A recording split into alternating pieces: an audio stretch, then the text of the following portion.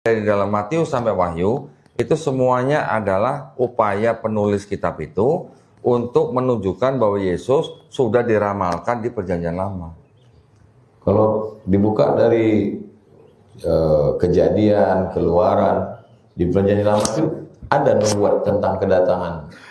Nah, kalau di dalam Perjanjian Lama, menurut pemilik kitabnya, yaitu kalangan Yahudi yang rabbinik, yang mereka menyusun, kalau kita mengenal Nabi Uzair alaihissalam, maksudnya, di sana mereka sebut dengan Ezra. Itu dianggap sebagai orang yang menyusun akhir kitab tanahnya orang Yahudi. Disusun kira-kira tahun 450 sebelum Masehi. Menurut mereka, itu sama sekali tidak ada yang namanya nubuat untuk Yesus yang di Perjanjian Baru. Tetapi karena kitabnya orang Yahudi itu sudah diterjemahkan ke dalam bahasa Yunani, dan di dalam di dalam kitab Septuaginta yang dalam bahasa Yunani itu terjemahannya ada yang diubah-ubah oleh Bapak Gereja di abad kedua, 3, dan 4, Ustaz. Yang itu namanya terjemahannya diresensi. Bapak Gereja Origen, kemudian Bapak Gereja Lucian, kemudian yang terakhir Bapak Gereja Hesisius. Versi yang Hesisius ini yang akhirnya menjadi Bible dalam bahasa Latin di abad keempat yang ditulis oleh Santo Jerome. Barulah dari Santo Jerome ini Bible itu disebut Vulgata, akhirnya dijadikan satu dengan Perjanjian Baru menjadi kitab Kristen di abad keempat.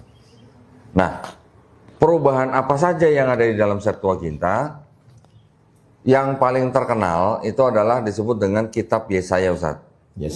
Yesaya. Di dalam kitab Yesaya pasal 7 ayat 14 itu ada satu kata yang diubah oleh bapak-bapak gereja yang tadi saya sebutkan, yang sebenarnya artinya berasal dari bahasa Ibrani Ha'almah atau perempuan muda, diubah menjadi perawan. Perawan ini untuk menunjuk siapa? Kepada Maria, ibunda daripada Yesus. Ini yang tidak diterima oleh kalangan Yahudi. Ketika Septuaginta sudah diresensi terjemahannya, Yahudi yang tadinya menggunakan Septuaginta tidak mau lagi menggunakan Septuaginta.